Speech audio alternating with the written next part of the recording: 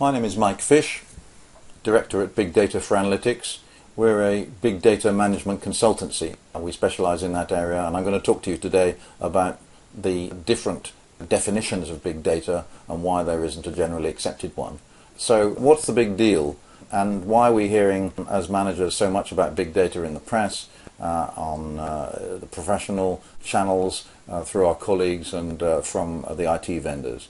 Well, we're going to cover that, but first of all about the definition. Well, it's not really about big. Strange as it may appear, the main thing that's big about big data is the hype around it, and actually it's more to do with providing information in a new way which can provide new benefits to businesses. And the second point is it's not actually about data to a large extent, any more than putting fuel in your car is the same as getting to your destination. So in that sense, data is the fuel, and but actually insight is where we're going in order to be able to take the right decisions at the right time and produce therefore benefits for the business. So that's what big data is not, I guess. And here's what we believe it is based on our work with a variety of different enterprises in retail, e-commerce, insurance and financial services. We see it really as having three pillars which are relevant to business people. And the first of those is questioning,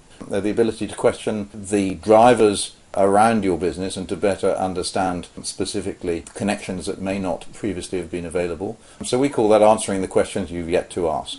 The second one is about acceleration, which is really about by using the results of the analyses to be able to take decisions faster, either manager initiated decisions, human decisions, or indeed computer generated decisions that are automated. And then the third part is actually transform, which actually are the transformations that are required in your business, because we don't see big data as a technology wave, we see it as a business transformation wave, where this requires to a large extent cultural change and organisation and behaviour change as much as it does technical innovation.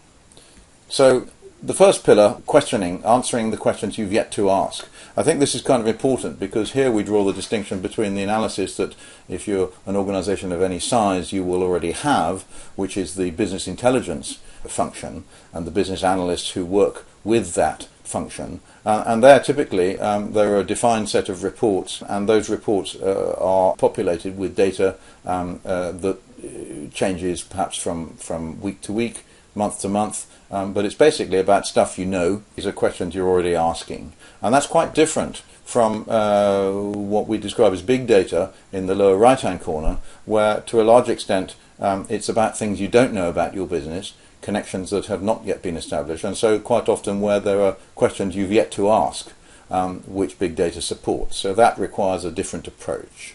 What do we mean by that, and how is that provided? Well, one approach is that you have to, of course, collect a wider range of data than you do for recurring standard reports and analysis. That's clear. The second point is that actually it's to a large extent deriving new insights, because you need to combine disparate data from a variety of different sources in order to be able to support that discovery process, whether it's geospatial, whether it's social media, customer data and so on. And the third part then is more to do with the delivery of that data and the insight it can generate, which is actually about providing better visualization capability so that the people who are going to consume that data, the stakeholders, can then absorb, share, exploit that data in order to both produce better decisions but also to produce them more accurately and in more timely way. So that's the second pillar.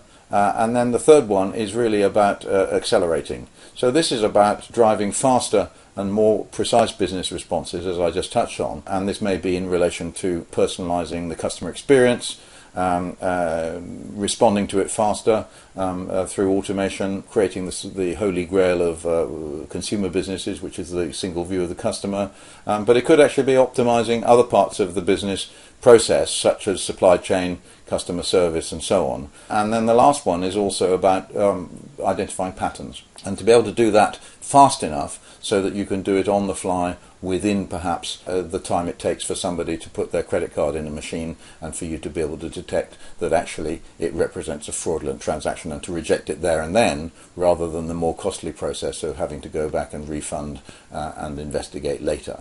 So those kinds of elements are all about the acceleration, both in terms of human decision making and also machine decision making. And then the third part is transform, which in particular, of course, relates to both of those, but particularly the human side, which is first of all the style of introduction of this kind of approach, which tends to be much more small-scale, experimental almost, incremental trial and error style, as you can see from the image on the right, rather than a big bang style. So that's another area where big data is not necessarily big, and most successful deployments tend to be quite focused, are effectively a pipeline of smaller experiments, smaller changes, rather than one large one. The second thing is it cuts across multiple silos. So typically, to get full benefit, using data effectively as a corporate asset means working across marketing and customer service, or operations or whatever it may be, such that the